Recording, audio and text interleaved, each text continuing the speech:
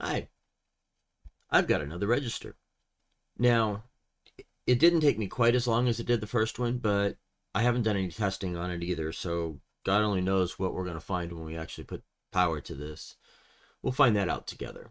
Now, I do have a number of issues that were left over from video 59, and whoops, wrong side. And I'll put those up on the screen right here. I want to try to get through as much of this list as I can this video. Several of these things are going to fester the longer we get into this build, so the more time we can spend addressing them now, the easier things are going to get as we continue to add registers to the circuit. Let me get the build out and we'll get right into this. Hi, my name is Adam. I'm building a 16-bit computer from scratch. I hope you'll join me on this journey. Recall that for building the ALU, I pulled the clock circuit out and was using that for testing. I have reinserted it. I think I've got everything hooked back up again. But as I said when I removed it, I'm probably going to regret that, and now would be the time because I have not applied power yet to make sure that I can still power this thing without any issues. So let me get power plugged in here. And I've not added the new register yet. It's sitting here. But what I do want to make sure is that things are still working. And I do not believe that they are. What does this belong to? I believe that comes in here as well. So let's try resetting. No. Let me get my... Ooh, I've got to power this up. Let's try that again.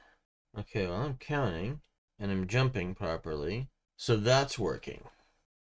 The first thing to do here is to extract out my old R1 register. Okay, these are my control signals and power. All right, I'll set that aside. Now the main bus here is going to be picked up off the backplane, so that'll be easy enough to do. But this control signal line, I actually had to make a new cable for it, and that's because it has to come all the way down here. Now I'm going to use D as my landing spot for the new R1 register, so let's put that in here. It'll be nice to see two registers on the backplane lit up. Now the main bus is actually coming also from here, but I only have one connection point anymore. This being the least significant bit, I'm going to move this over here, make sure I get everything lined up properly. And the most significant, I said bit, I meant byte, will come up here. And then this little strip board, which was my main bus, can come out because it's now being served by the backplane. So that simplifies things also. I should have room to set this here, and I eventually need to replace this line with another one as well. I'm moving this over, but I need to make sure that I leave the room over here for my list of issues. Now, the first issue that I want to take a look at is power, and I was plugged in up here, right off the screen here. I was plugged in up here to my power supply, and I was not getting any power. And I want to revisit that and see if I can figure out why I was not getting any power. And so if and it's showing that I've got some sort of a short here. I don't know if you can see this, but this is flashing here, saying that there's something wrong, or it's drawing too much current. What I didn't do, though, is I didn't test this to make sure there were no shorts. So let me see if I can do that real quick. Set this off here to the side. I'm in diode mode, so it'll beep. Probably won't hear that. And I've got a short somewhere. Like I said, God only knows what's going to happen because I haven't tested it. Let's try that test again on this board down here. And I'm still showing short.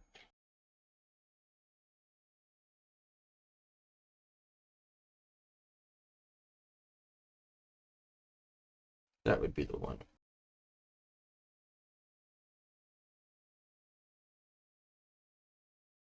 Okay, that's showing proper. Try this one just to make sure I don't have a problem here. That's showing proper. So let's plug this back in and see if we can actually get power this time. We'll try power again. And now I've got a different problem. It's still blinking, but it's almost like it's drawing too much power. That's interesting. But on the end, it does power up, where it's not actually switched. All right. So, and I was afraid that was the problem, is that I'm drawing too much, or for whatever reason, I didn't get a good connection. Okay? But what this shows me now is, reset that. Yep, there's something different here. Just with this plugged in and running the same code, it is not behaving. Well, now it is behaving correctly. It's partially behaving correctly. Ooh, something's hot.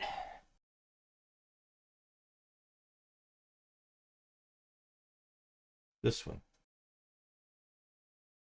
Okay, that actually hurt my hand. That one. It's cooling off quick, so hopefully it's not horribly damaged. I have it on backwards, that's why. And I even checked them all. But I didn't obviously check it very well. So now I get to desolder, figure out how to remove one of these surface mounts, and see if I can flip it around. Hopefully without damaging it.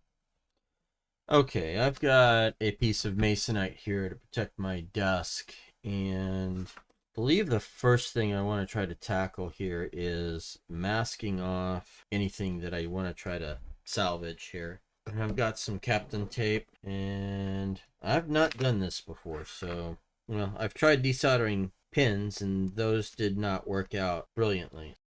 I'm going to try to mask this off a little bit and see if I can't protect everything that I don't want to desolder. And since I'm likely to have to use some hot air to get there, we'll see how things go here.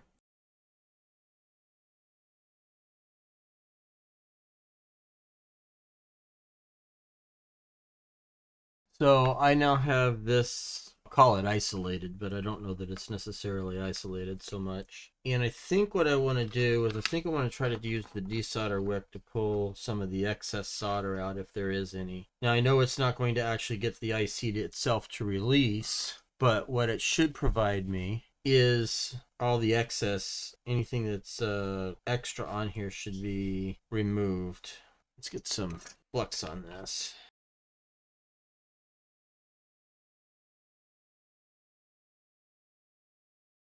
Okay, not sure if that's doing what I want it to do or not. Alright, well, it didn't give me much out of it, but hopefully the hot air will help.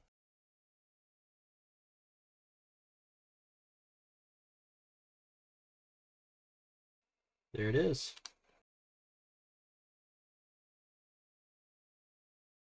Alright, I think I've got it.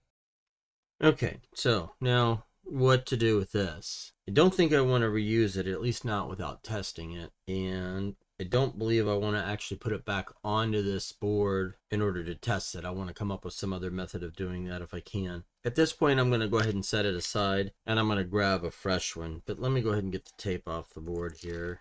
Yeah, it did a pretty good job of protecting the things I didn't want to mess up.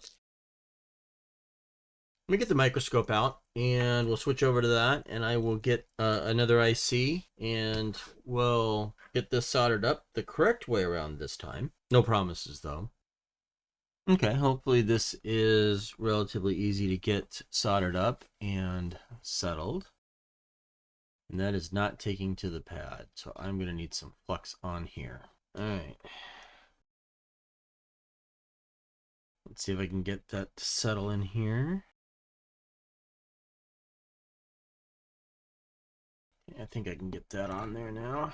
Adam, just so you remember, that circle right there needs to line up with that circle right there.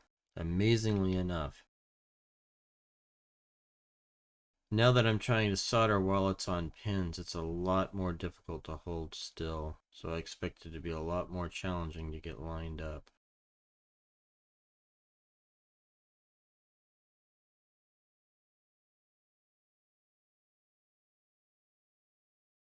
Now that looks reasonable. Let's get the other corner.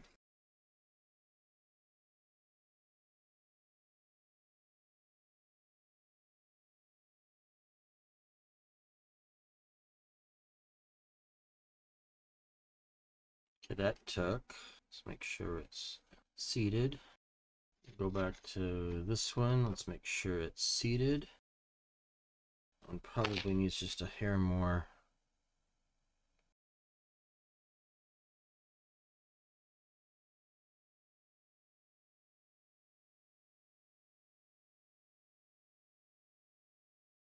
Okay, that looks good. Let's get the build back out. Okay, so before I drop the R1 register back on, I want to power this up again and just see what power does without this. Now, once again, I'm going to set this down here, and I'm just going to do a quick test, power and ground, and make sure that I don't have a dead short. So that should be good. Now, if I power it, and that is actually working properly, because my jump is to the highest address, which is a no-op, allowing it to roll over. That's the current code I'm running here.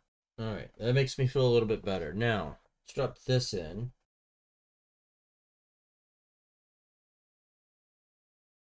And I'm just going to turn it on and check and make sure that nothing is heating up. Feels so much better. Okay, so reset isn't happening. Am I getting a clear signal? That should be this one right here. That should be tied to ground. And so if I reset, I'm getting a clear signal, but something's not clearing.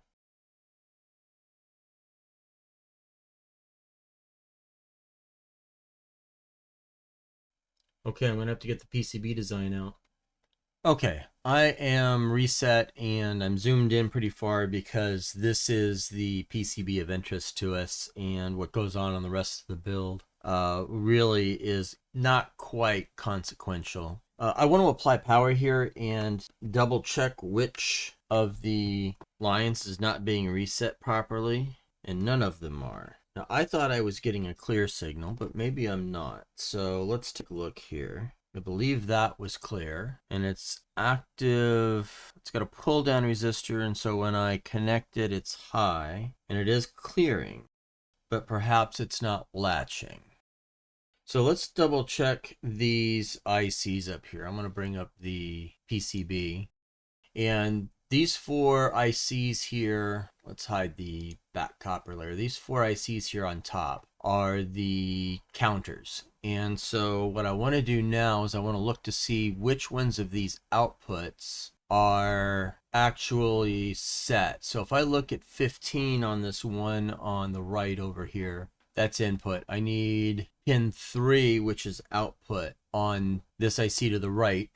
I should have low because I've actually cleared everything. So let's see what we've got here. And it is low. And then looking again right next to it, pin 2 is bit 1, so that's low. So maybe this is just a reset problem with my reset circuitry. Nothing in this program is using the R1 register.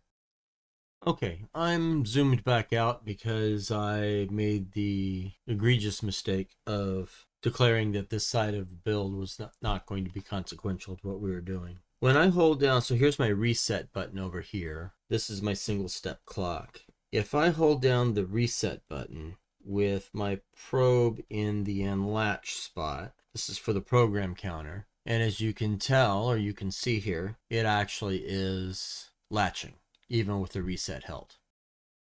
If I do the same thing here for the R1, you can see it's high. If I hold the reset, it's not performing an unlatch. Now, if I trace the lines I've got here for the program counter, sorry if my head's in the way here, and I'm pulling on this line here, which is what is attached to the unlatch. It's a little fussy to get to here. And I don't know if you can see it up there, but this is this line.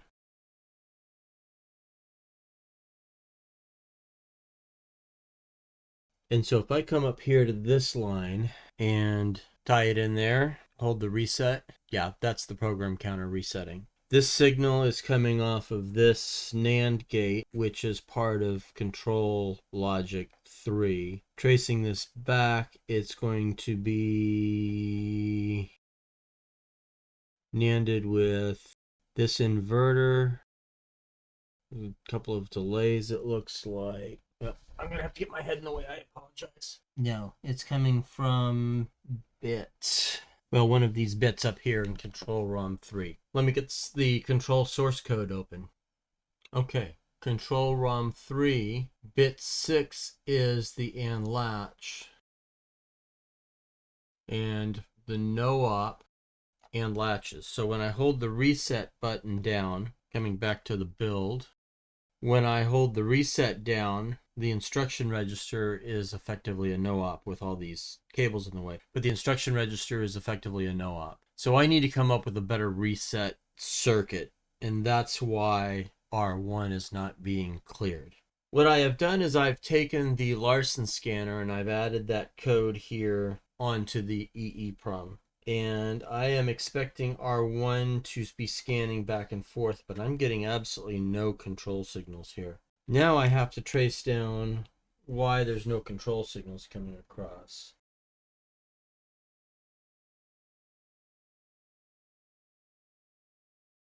You can see, let's see if I can get this reset here. First instruction is the load, and then this is the value to be loaded. So this should be asserting onto main bus, and it is not. Oh look, I've lost power connectors. Those are backwards. Okay, resetting again. Step, that's my load of R1. That's going up. This is my value to load. I should be asserting. Let's see if I get the main bus assert. I do not get the main bus assert.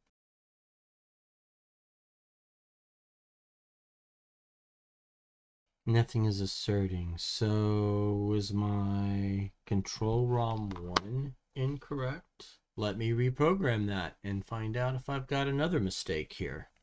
Okay, I took a bit of a shotgun approach here and reprogrammed all 3 ROMs. Now I did look at them before I did that, and they looked the same before and after I performed the reprogramming. So I honestly don't expect a difference as I turn this on, reset, and then start working my way through this. Now, the challenge is this is a...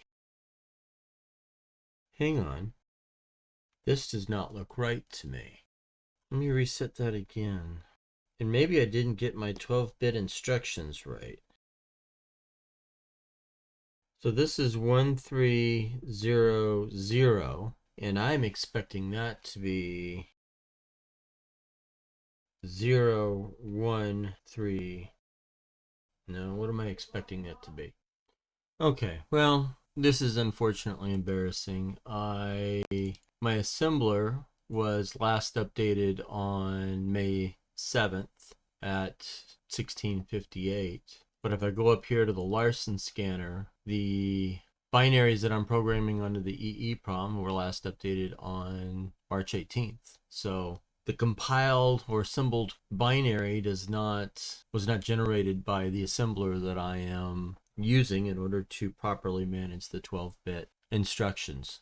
So let me go back and just reassemble everything and get this burned back onto the EEPROM properly so we can give this a real test.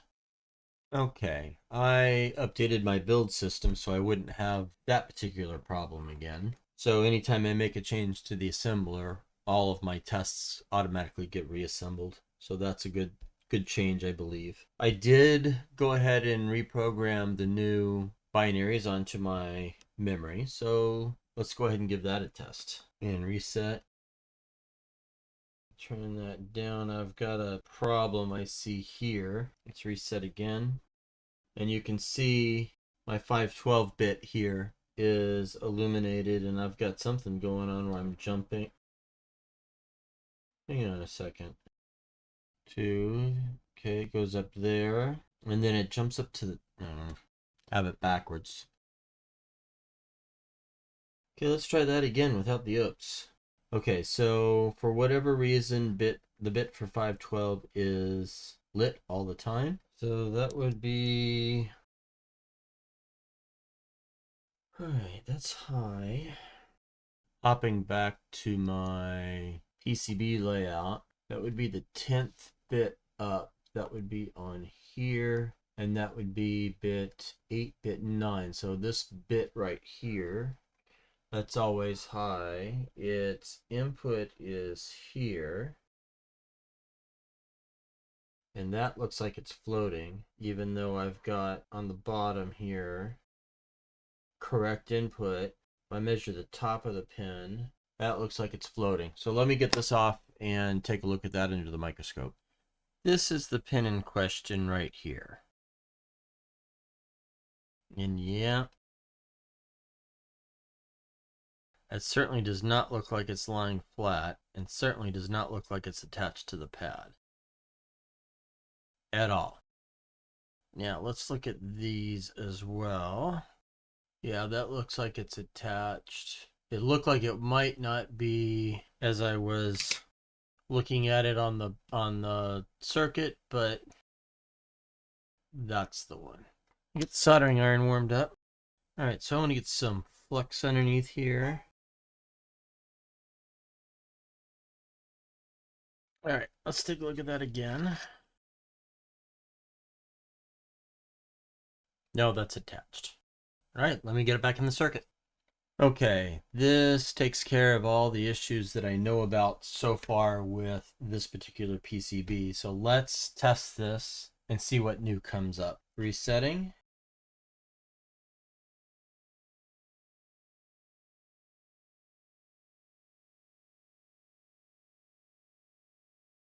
Okay, that looks like it's running properly. That's awesome. Now, the one thing I haven't been able to do yet is test increment and decrement on register 1, because the previous PCB I had for register 1 had the 4 counter ICs wired up incorrectly, so increment and decrement just simply were never going to work there. I could load a value off the main bus, but I could never increment and decrement. Let's see if I can build a more purposeful test for the R1 register. Okay, let me show you what I've come up with here. I have replaced the PC assert main group with an R1 assert main group. This is going to be just for asserting R1 onto the main bus. And then I've added 2 new groups for increment and latch and decrement and latch now. With obvious reasons, these are not using the ALU. The obvious reason being I don't have an ALU that can do add that hasn't been integrated yet. So these are using the increment and decrement features that are inbuilt onto the register. And so when I come down here, I have eliminated the move program counter to R1 and replaced that instruction with a decrement R1, an increment of R1, both of those using the inbuilt register features, and that's why it's got an R at the end of it. These may or may not persist all the way to the final assembler and the final computer. We'll see how that works out. And then I've got a jump instruction to whatever happens to be in the R1 register. And then I had to do cleanup here of some formatting. But then, of course, I had to implement those instructions. So decrement of R1 is going to obviously take care of whatever my no-op is, which is the address maintenance, and then do an R1 decrement and latch. Increment of R1 is going to do that same program counter maintenance and then increment and latch of R1. And then if I jump to R1, it looks very similar to the jump to an immediate. The difference is my R1 main bus assert versus the fetch register main bus assert. Other than that, those are exactly the same. Now that's the implementation of the control logic associated with the new instructions. Of course, I had to add the new instructions into the architecture file for the assembler. And so those are here: decrement, increment, and jump to R1. Of course, properly conditioned as well, so that I have all the conditional variants that I need. That was a pretty trivial change. And then I added the following program to put R1 through its tests. Everything's assembled, everything's compiled, everything's been updated. So let me get these burnt onto my control ROM and my program ROM, and we'll give this a test. Okay, I've got the EEPROMs reprogrammed. I've got my test temporary EEPROM replacement back in the circuit. I did replace the one Schottky diode here with two Schottky diodes in order to keep the voltage from back bleeding. If this doesn't work, I'm likely going to have to go get a picoamp diode, PAD, which are a little bit expensive, but we'll see how this works, and if it doesn't, then I will upgrade the diode there. So let's power this on and slow it down. Actually, let's put it in single step and reset. Okay, there's my load, and there's the address that's going to be loaded. Decrement, and it did not decrement. So do I have my signals here? All right, tracing up to here. There's something that's still not right in the code. I'm believing this is firmware.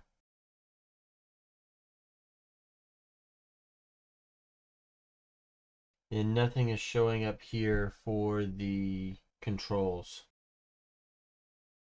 All right, let me take a look at the firmware code and try that again.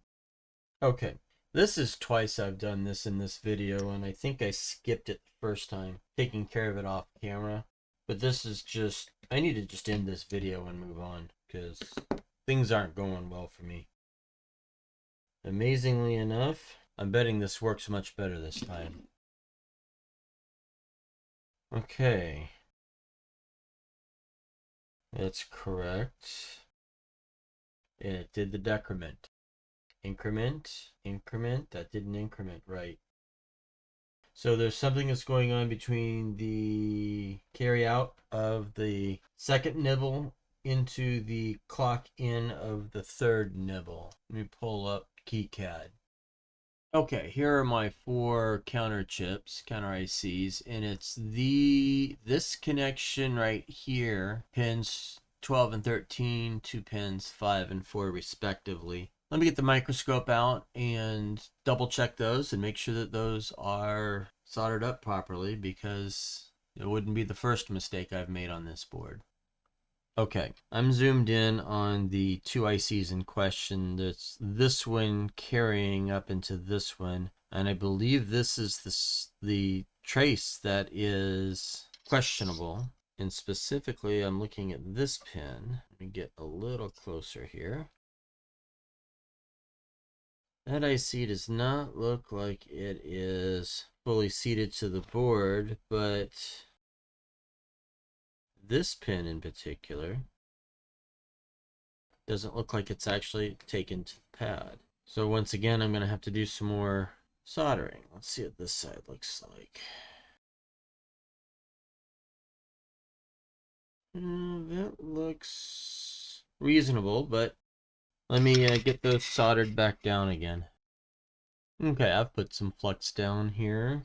Just testing my soldering iron to make sure that it's hot enough.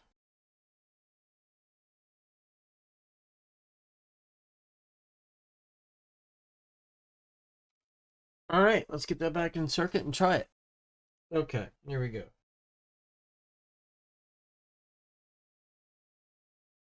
Set that. So I'm getting my load.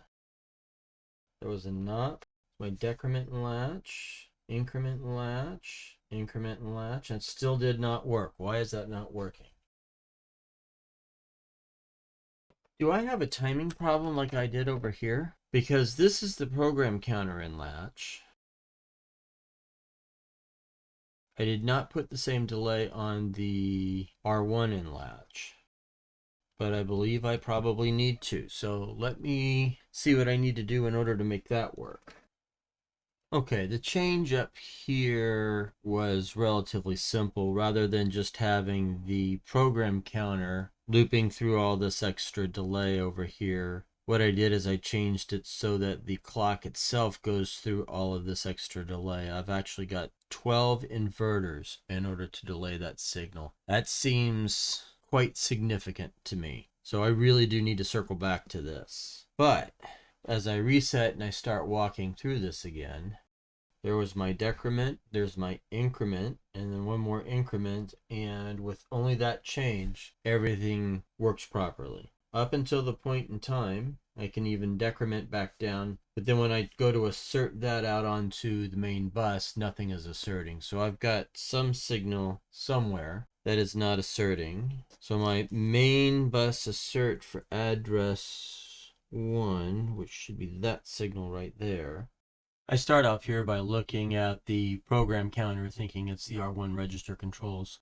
Turns out it was a temporary line, and I had forgotten that it was. And so I mistakenly moved it, and then ultimately realized what the concern was there and moved it back into the correct position and added a new line specifically for the R1 assert to main. That'll work better. Main bus assert, latch. That's perfect. Thank God.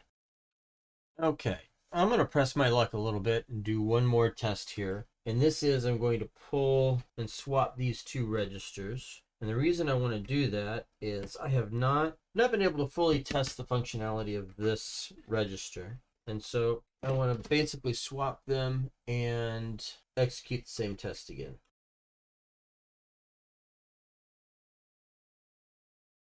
Here we go. Reset. Let's slow that down, but I think I'm seeing the decrement. I know increment works, but yes, decrement is working. Perfect. Okay, I can't even begin to tell you how tough this was to pull together. I apologize if it was rough for you to get through too. Hopefully I get better at this and don't have to do quite as much troubleshooting as I solder the rest of these registers up. There's one last thing I do want to take a look at, and that is the first latch on the R1 register. I think I've got that addressed. I believe it was related to potentially a timing issue. I also haven't seen it in this build at this point, so I'm going to tick that off, knowing that I did make a change to the timing for the AND latch for R1, and keep an eye out for it just to make sure that I don't run across that again. The next video, I'm actually going to take the flags and integrate those into the adder that I put together last video. And so that should give me a large portion of the add functionality that I need. I need to be able to manage the input flags as well, and those are going to end up being some additional control lines in order to deal with whether or not I'm forcing a 0, forcing a 1, taking the last carry or a last inverted carry. It's going to be a bit to do to get all that ticked and tied and buttoned up, but I want to get that done because that's when things actually can start to happen.